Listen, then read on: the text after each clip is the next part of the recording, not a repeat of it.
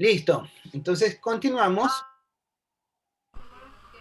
Vamos a continuar con nuestra clase.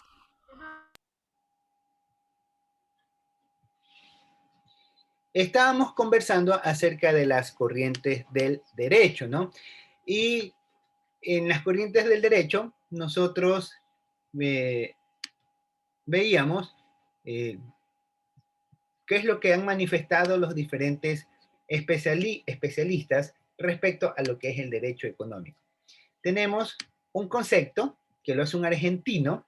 Él dice que el derecho económico es el que regula la producción, distribución y circulación de bienes y servicios. Miren cómo ya se trata de manera, ya por medio de un instrumento jurídico, normar de qué manera se va a generar la producción. Es decir, no todos van a producir, todos quieren producir, sí, pero hay que producir de una manera ordenada, respetando los derechos de los demás.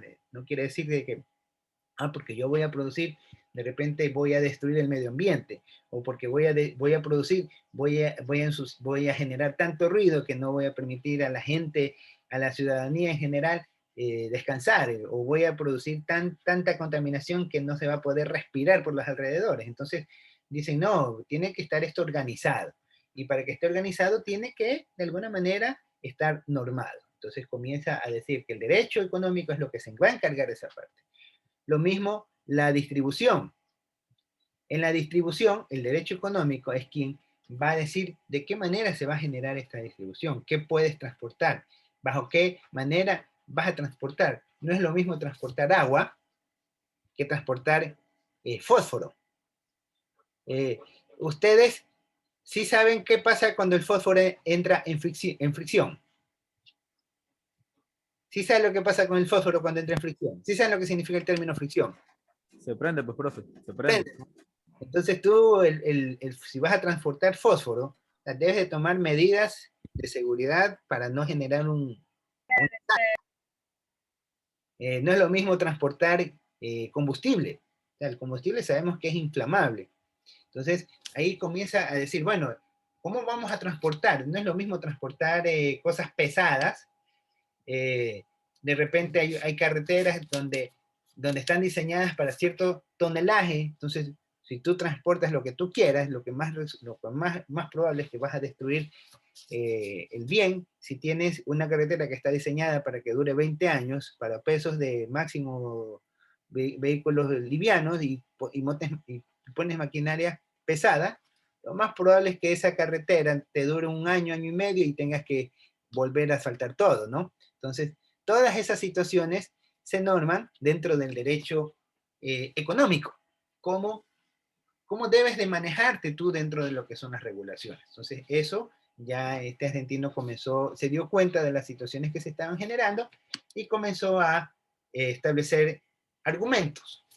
De ahí tenemos un francés, este francés André de Bourret, dice que el derecho económico es aplicable a las intervenciones de las personas públicas en economía y a la organización de tales actuaciones. O sea, él lo que está manifestando es que en el derecho económico, quien le compete a llevar el control del derecho económico es al Estado. ¿Sí? Acuérdense que cuando hablamos de personas públicas estamos hablando de alcaldes, que ministros, o sea, no nos referimos a los artistas, ¿no? que el artista es un personaje público, no, personas públicas nos referimos a lo que es intervención del Estado. O sea, le dice que es una herramienta que le compete al Estado regular o normar las formas como se va a comportar la economía en materia de derecho. ¿Sí? Y cómo se van a organizar todas estas situaciones, ¿no? Entonces ahí tenemos otra perspectiva de lo que son las corrientes del derecho. Recuerden que cuando hablamos de corrientes de derecho, nos estamos refiriendo a vías o sentidos que ha tomado el derecho como tal. Tenemos, por otro lado, un suizo, ese es Hug, no es Hugo, ¿no? Es Hug. Él dice o enfoca que el derecho se hace, ya lo enfoca un poco más, lo llama el derecho de la empresa, ¿sí? Los otros dicen derecho económico, dicen no, es el derecho de la empresa, que rige una organización, las relaciones, cómo se maneja la empresa o qué circunstancias, el tráfico y los contratos mercantiles quiere decir cómo se va a transportar todo tipo de relaciones comerciales, y los contratos mercantiles, él dice, bueno, ¿qué tipo de instrumentos tú vas a utilizar para cada caso? Miren, cómo ya en Suiza comienzan a organizarse. Anteriormente a esto, a todo este tema del derecho económico, la actividad mercantil siempre ha existido. Y de ahí, y siempre han existido los contratos mercantiles como tal. Esas herramientas son muy antiguas. Entonces, un contrato es un acuerdo que nos firma, pero era como en cierta manera un instrumento que se lo llegaba en acuerdo entre partes. El Estado casi no intervenía ahí, no había una forma de controlarla, sino es que eran acuerdos que llegaban en ciertas partes y de alguna manera el que tenía más poder era el que tenía más influencia y mayor control sobre el que menos poder tenía. Entonces él dice, dentro del derecho tenemos que normalizar bajo qué condiciones se van a establecer los contratos, cuál es el alcance que va a tener un contrato, cuáles son las obligaciones que pueden acceder los que realizan estos contratos, cuáles son los derechos que deben de cumplir, hasta dónde tú puedes proveer, qué es lo que puedes compensar. O sea, ya comienzan a normar las formas de cómo se llevan a cabo las relaciones mercantiles. Cuando hablamos de relaciones mercantiles nos referimos a las actividades comerciales, ya de una manera un poco más reglada, ¿sí? De ahí tienen que, hubieron otros pensadores como Kaskel, estos son Lehmann y Kirali, estos son ya alemanes, ellos también mantuvieron ese mismo enfoque de lo que decía el suizo. Me ayuda con la lectura. A ver, Litardo, señorita Doris. Doris Litardo.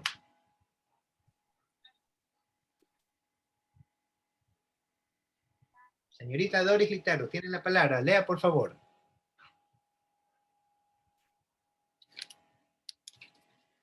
¿Qué pasó?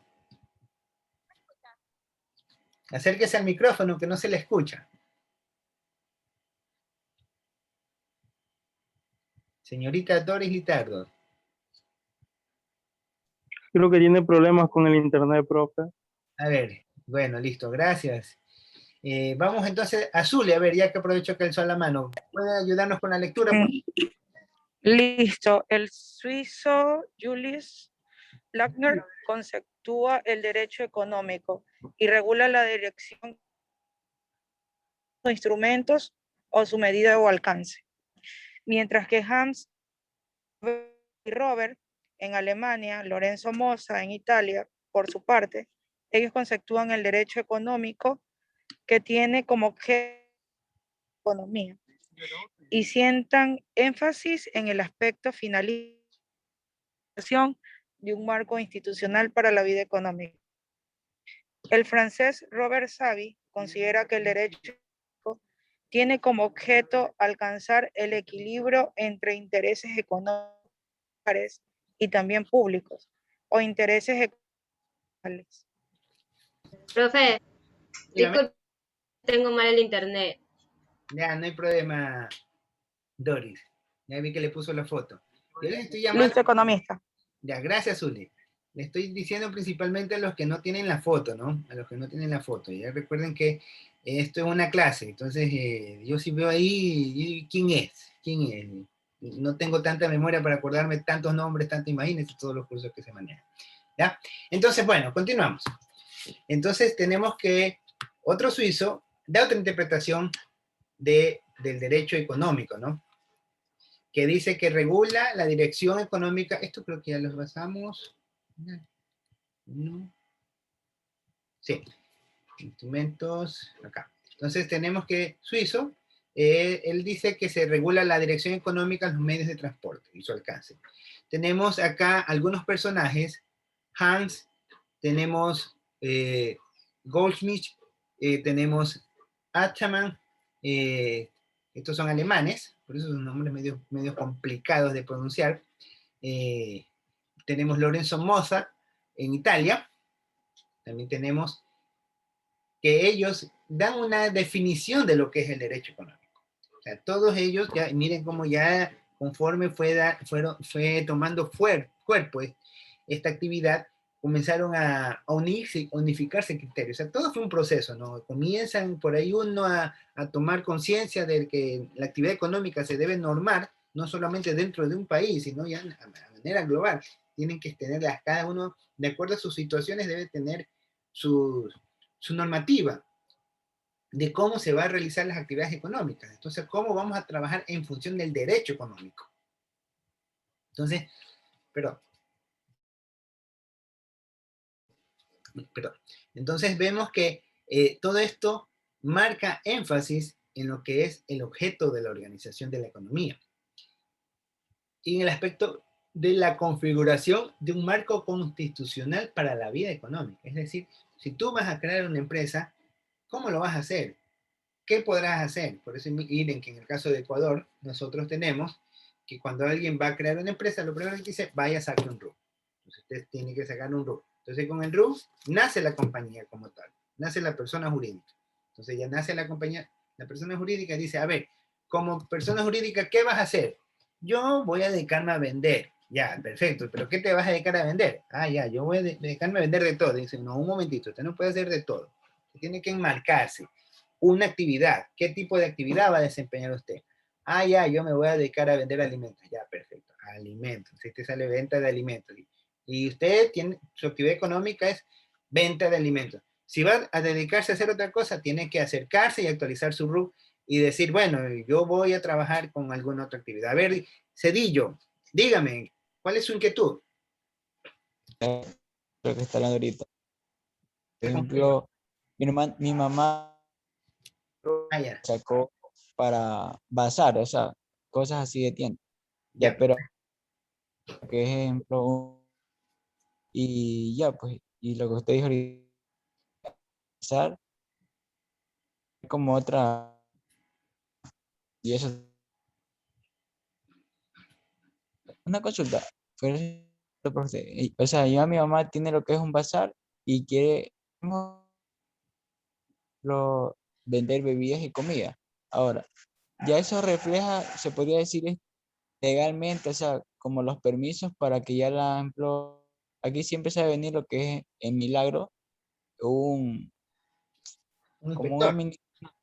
exacto, el inspector, sí, ya. Ya sacando ese permiso de lo que es bebidas y ventas de bebidas y comida, el inspector, o sí, Ya, sacando ese permiso. el RUC, de lo que yo tengo conocimiento, te permite, más o menos de lo que te entendí es que se dedica a una cosa y quiere dedicarse a otra actividad más, ¿no? Es así la pregunta.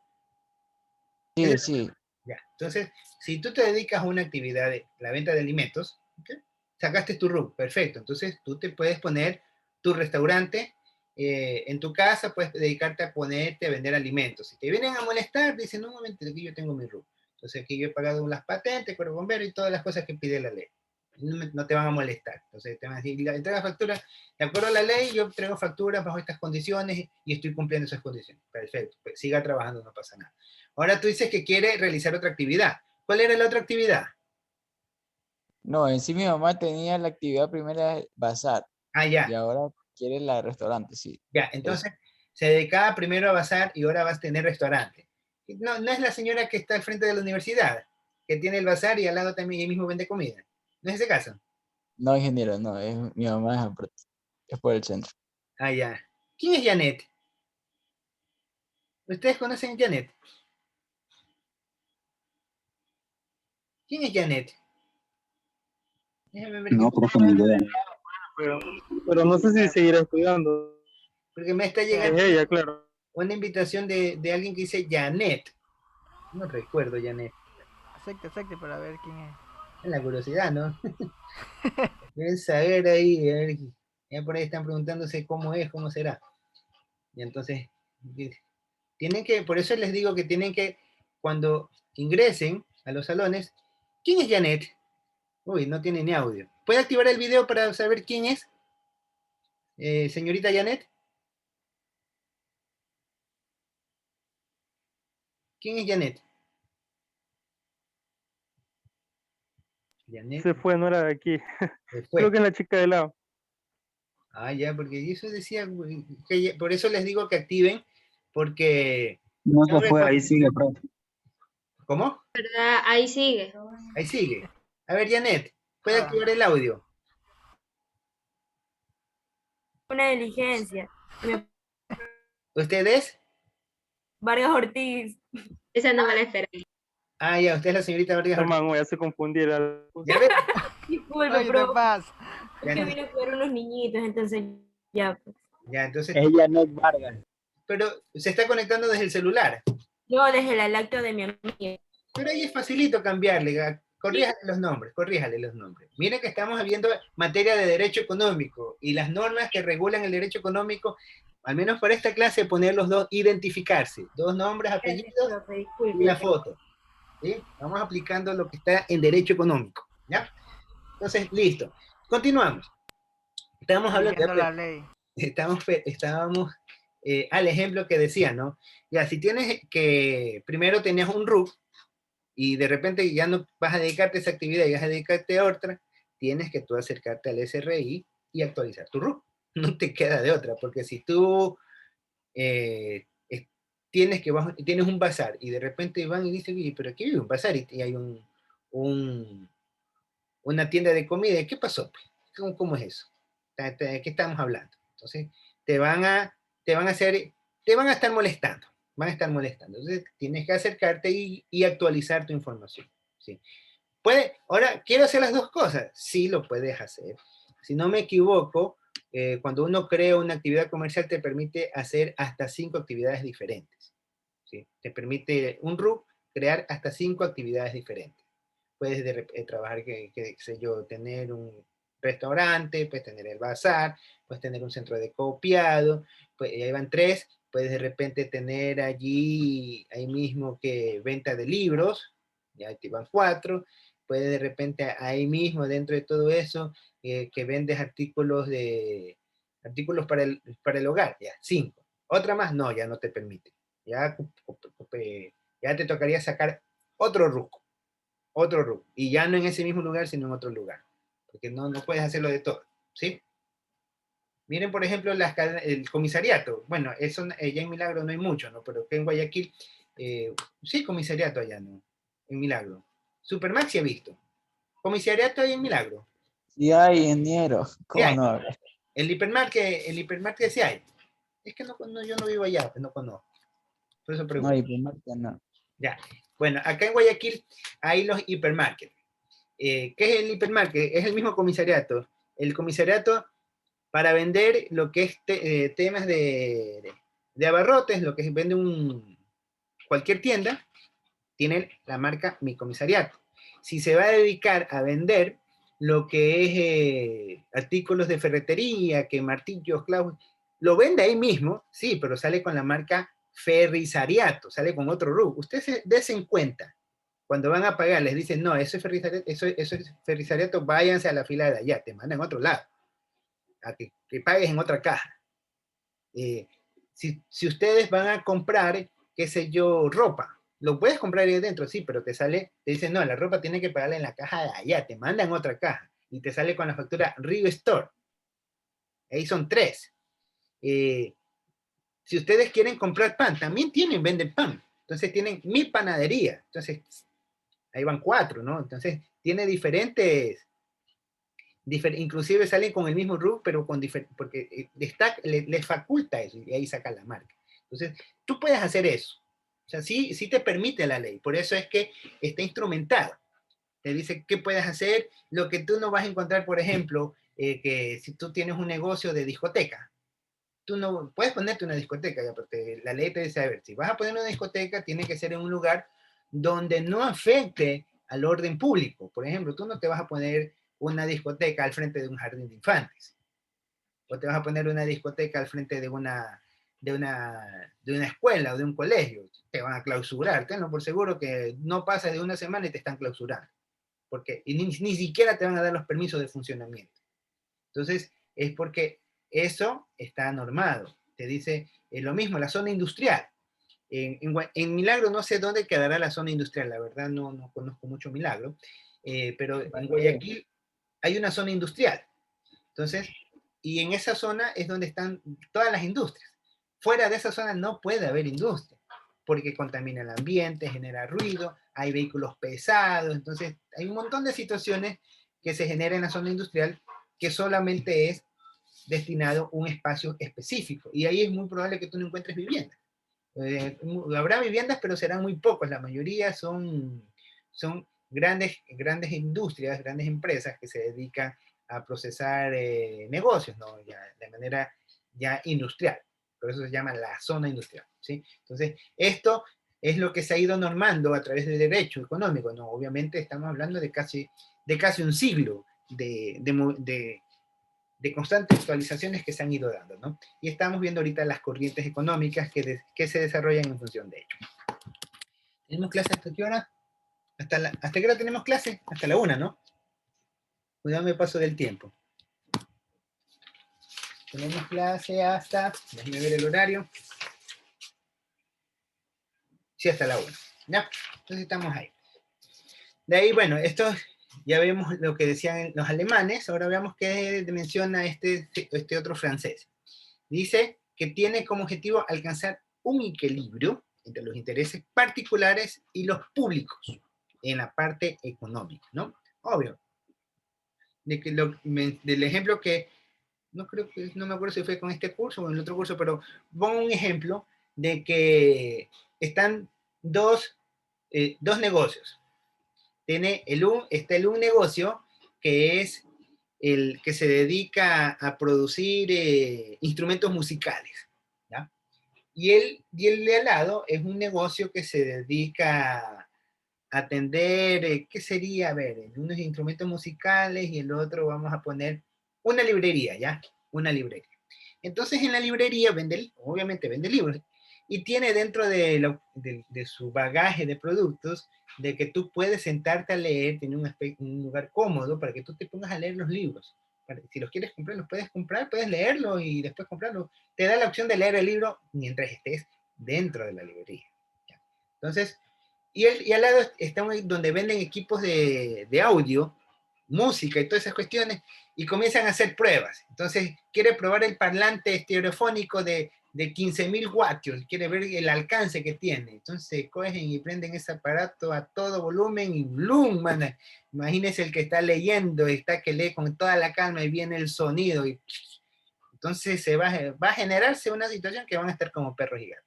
Entonces, el derecho económico te dice, a ver, si tú vas a trabajar, vamos a llegar a un punto de equilibrio, en el cual tú, el que tienes los libros, quieres vender, y el otro también quiere vender. Entonces van a ponerse de acuerdo. Tú vas a trabajar, el que hace bulla, vas a trabajar y puedes utilizar ruido hasta tantos decibeles, y tú te va a tocar tolerar hasta tantos decibeles.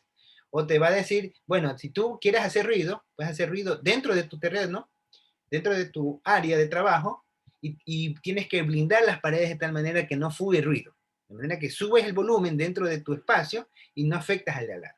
Entonces ya ahí van normando las formas, cómo debe ser la estructura para cierto tipo de almacén, de cierto tipo de productos. Si vas a producir alimentos, cómo tienes que almacenar los alimentos, cómo los vas a distribuir. Por ejemplo, mariscos, los mariscos no los vas a tener en intemperie porque se contamina y eso después lo comen y vas a matar a la gente en vez de alimentarla. Entonces, todas esas cosas se comienzan a regular buscando un equilibrio, ¿sí? A ver, alguien que me ayude con la lectura. Vamos con, ya leyó Zuli. Josué, Álvaro Josué. Álvaro Josué. Levántese, Álvaro. A ver, John. Dele con la lectura. Listo, profesor. Despierta Álvaro, que creo que se quedó dormido. Roberto ¿cómo es? Goldschmidt, ¿no? Goldschmidt. Goldschmidt considera que el derecho de la economía organizada, punto 2, Champau lo define como derecho del desarrollo económico, ya sea que estos dependan del Estado, de la iniciativa privada, uno y otra. Andrés Serra Rojas, mexicano, define el conjunto de las estructuras, valores, más procedimientos medidas técnicas y jurídicas de la economía organizada, del desarrollo económico y social de un país. Listo, Para la, gracias. Ahí, sigue. para la realización de Ya, listo. Ya, gracias, John. Bueno, entonces aquí seguimos viendo otros pensamientos, ¿no? Aquí tenemos Roberto Goldschmidt, otro alemán, que él dice el derecho a la economía organizada. Ya, van a trabajar, organícense, ¿no? Eso es un atributo que tienen los alemanes, son bien organizados para hacer las cosas. ¿Sí? Los latinos nos caracterizamos por hacer las cosas como salgan, ahí nos vamos acomodando sobre la picada, vamos haciendo y nos vamos adaptando. Entonces, y eso ya es un aspecto cultural, ¿no? Entonces, por eso marca la diferencia entre un pueblo y otro pueblo. Entonces tenemos Claude Champau. Define derecho como la organización del desarrollo económico. O sea, cómo se organiza el derecho económico, ya sea que estos dependan del Estado o de la parte privada, o del concierto de una y otra. Cuando dice el concierto de una y otra, significa de cómo lleguen de acuerdo a la parte privada y la parte pública.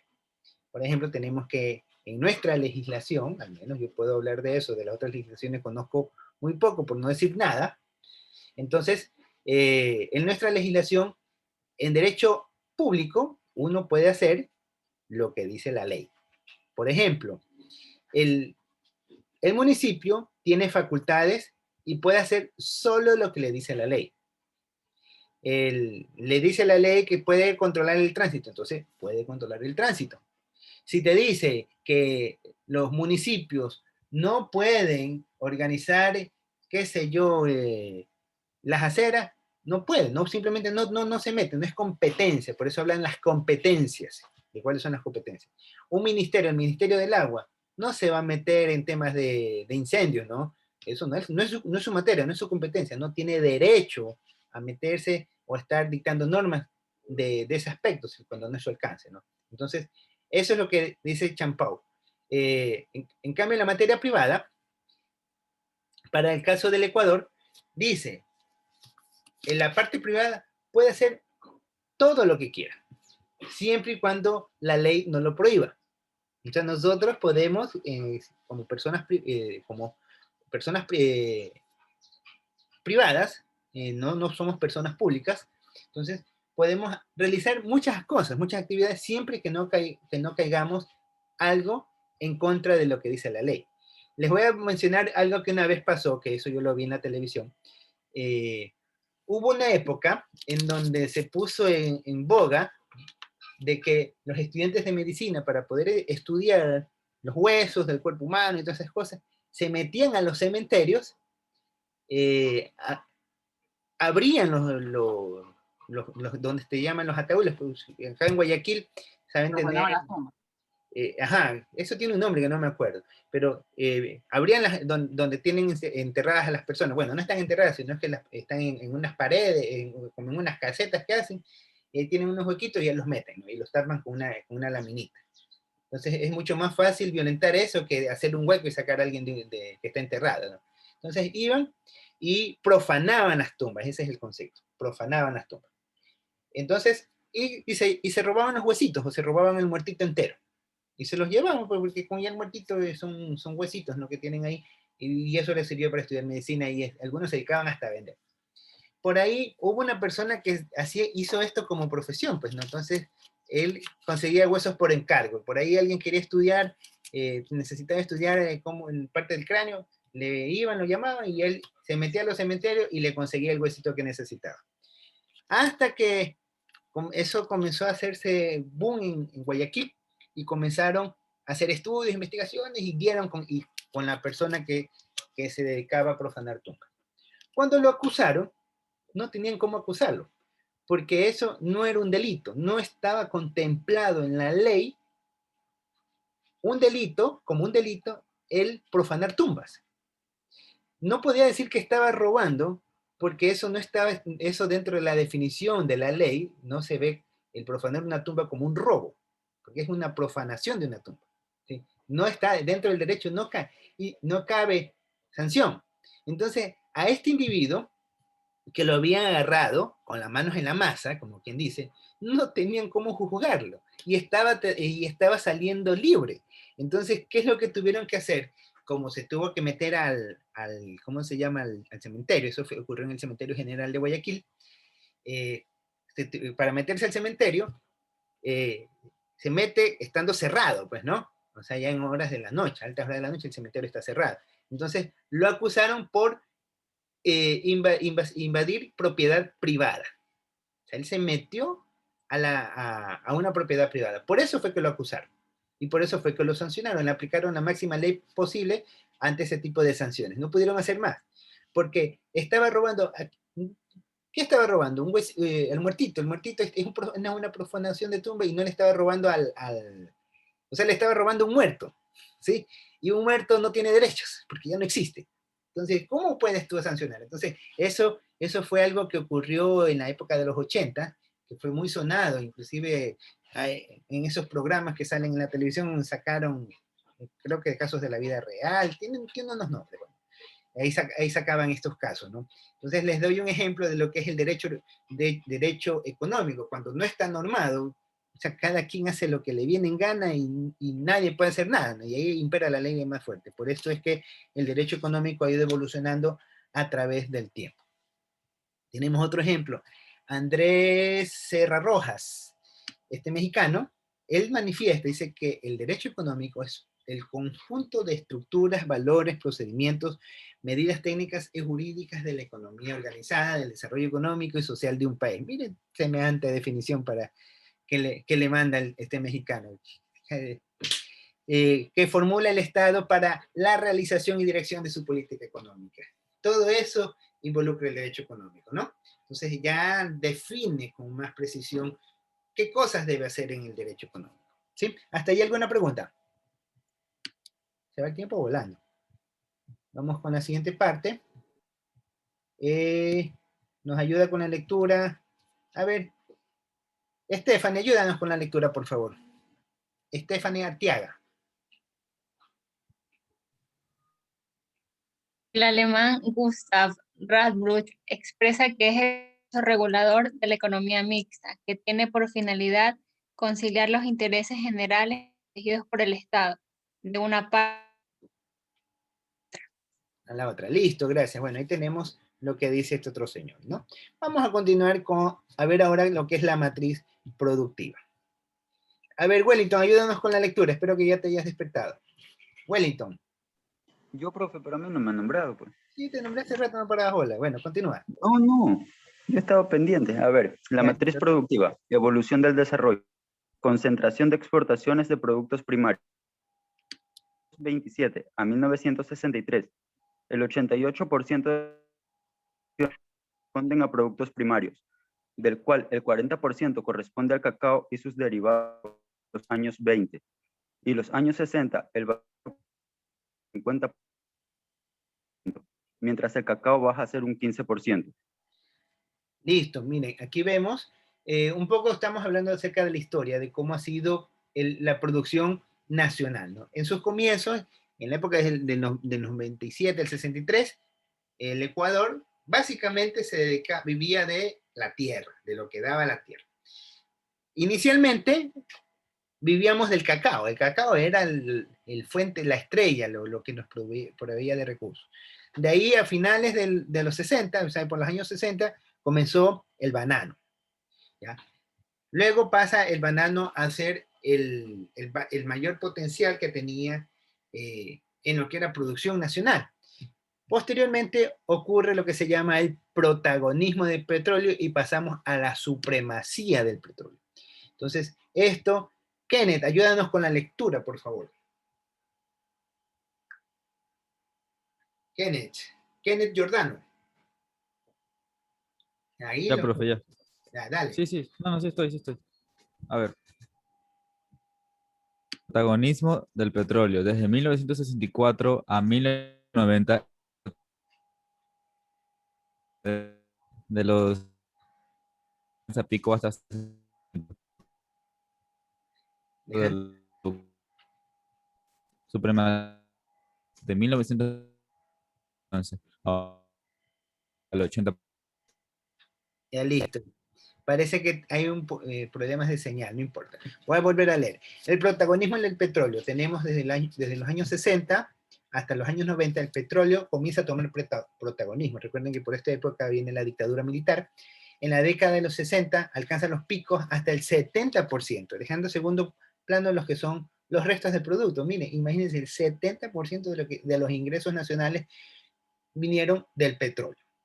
De ahí viene la supremacía del petróleo. Quiere decir que el petróleo llegó a ocupar hasta el 80% de los ingresos nacionales provenían del petróleo. Por eso es que se llamaba el oro negro. Y esto prácticamente fue hasta el año 2011, ¿no? Donde inclusive, a pesar de que nosotros tuvimos un problema económico atroz, de que teníamos petróleo, que llevó a que el Ecuador renuncie a su moneda y adopte una moneda extranjera como propia. Y finalmente, en 2006 comienza a reformularse, ya comienza a aparecer un gobierno que dice, bueno, esta vaina está hecho un relajo, vamos a tratar de ordenar.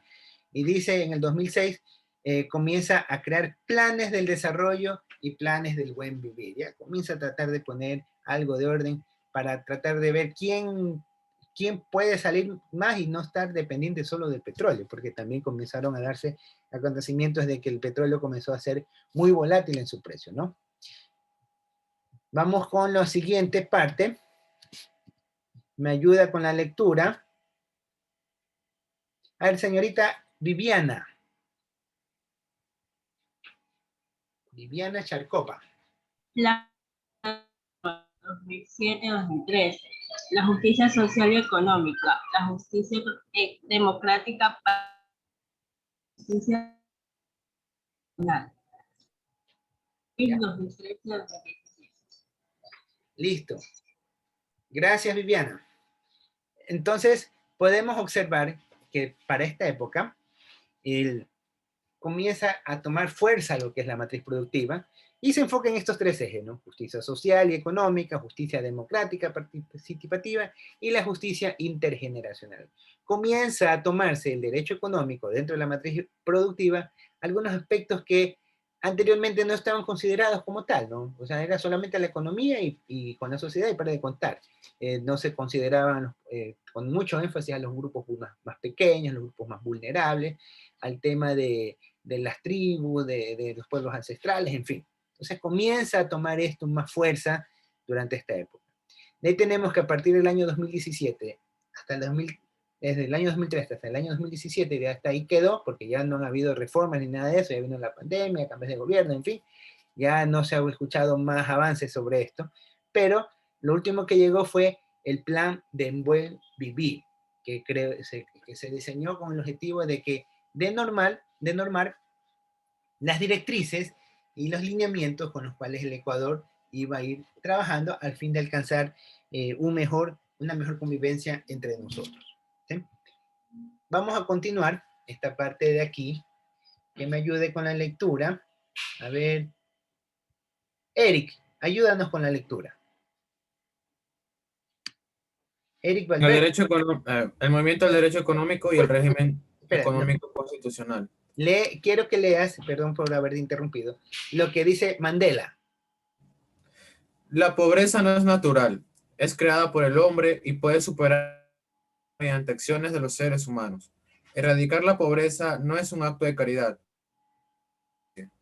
Es un acto de justicia, ¿no? Les puse esta lámina, o sea, lo que dice este personaje, porque él fue un gran revolucionario, ¿no? De que marcó la diferencia. Dice que la pobreza no es natural que una persona se haga pobre, o sea pobre. Dice que es creada por el hombre, que puede superarse, puede erradicarse. Entonces, eso se refiere es Nelson Mandela. No estar pobre, pero aún así estamos pobres, fue creado por el hombre. Es porque si ustedes que están estudiando economía deben entender esto mucho más, ¿no? En los mercados todo llega a un equilibrio, ¿no? El equilibrio entre el que compra y el equilibrio entre el que vende. El que compra, pues, es dueño de los capitales, ¿no? Y dice cuánto va a pagar. El que vende, bueno, el que vende es el que dice cuánto va a pagar.